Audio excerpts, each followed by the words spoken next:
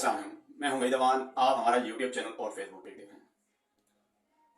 رات کو chief election commissioner 3 گھنٹے غائب تھے اور کہاں تھے؟ بہرحال جب وہ واپس آئے تو انہوں نے کہا کہ آدھے گھنٹے کے اندر رزلٹ اناؤنس کریں ورنہ سب کو میں ڈسمس کر دوں گا۔ اور دوسری طرف زرداری صاحب بھی اسلام آباد میں پہلے سے ہی موجود تھے اور کہا یہ جا رہا ہے رات کو ایک بہت بڑی میٹنگ کا انتظام کیا گیا اور میاں صاحب اور جو ہے پیپلز پارٹی کو مل کر حکومت بنانے کی دعوت دی گئی۔ بہرحال انہوں نے انکار کر دیا وہ یہ کہ اب زرداری صاحب کا کہنا ہے کہ وزارت عظمیٰ کا تاج ہمیں دیا جائے اور شریف برادران بھی کہہ رہے ہیں جو ہے وزارت عظمیٰ کا تاج ہمیں دیا جائے۔ بہرحال انہوں نے فیصلہ نہ ہو سکا اور رزلٹ روکنے کی سب سے بڑی وجہ سے بھی، اور ان کو دونوں کو یہ میسج دیا گیا کہ آپ لوگ اگر آپس میں اتفاق نہیں کریں گے تو قیدی نمبر 804 الیکشن جیت رہا ہے اور وہ جیل میں بیٹھ کر ہی گورنمنٹ بنا لے گا۔ بہرحال خان کا خوف ان پر سوار ہے اور قیدی نمبر 804 کا جو خوف ہے وہ ان کو جینے نہیں دے گا۔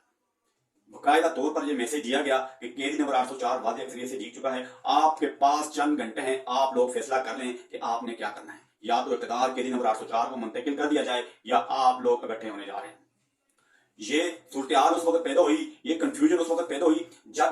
چیف الیکشن کمشنر 3 گھنٹے کے لیے غائب تھے اور 3 گھنٹے کے بعد واپس آئے۔ بہرحال رات کو ہی یہی خبریں گردش کر رہی تھی کہ رزلٹ روکے گئے ہیں اور کیوں روکے گئے ہیں۔ تحریک انصاف کے ورکرز اور کارکنوں کے لیے یہ میرا میسج ہے اور پیغام ہے، آپ مایوس نہ ہوں، آپ کا جتنا حق تھا، آپ نے جتنا ڈیفینڈ کرنا تھا آپ نے کر لیا، اب آپ کے حقوق پر ڈاکہ ڈالا جائے اور یہ بڑا ظلم ہوگا۔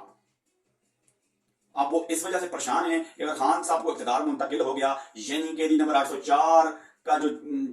جند ہے وہ بوتل سے باہر آ گیا تو ان کا جینا حرام کر دے گا۔ ان کو پتا ہے اگر قیدی نمبر 804 جیل سے باہر آئے گا تو سب سے پہلے جو ہے ان کی درگٹ نکالے گا۔ بہرحال وہ اب یہ سوچنے پر مجبور ہو گئے ہیں، اس لیے جو ہے الیکشن کے رزلٹ تھوڑے ڈیلے کیے گئے ہیں اور آہستہ آہستہ اب رزلٹ اناؤنس کیے جا رہے ہیں۔ اب لگتا یہی ہے کہ میاں برادران اور پی پی والوں نے جو ہے اتحاد کر لیا ہے اور اس حساب سے وہ سیٹیں نکالنے کی کوشش کر رہے ہیں تاکہ ملی جلی سیٹیں نکال کر جو ہے ان دونوں کو گورنمنٹ میں لایا جا سکے۔ اب کہا یہ بھی جا رہا ہے کہ وزارت عظمیٰ کا تاج جو ہے وہ کسی تیسرے شخص پر سجنے والا ہے، اور یہ بھی خبریں گردش کر رہی ہیں کہ شاید زرداری صاحب کو یا میاں صاحب کو ان میں سے کسی ایک کو صدر پاکستان بھی چنا جا سکتا ہے۔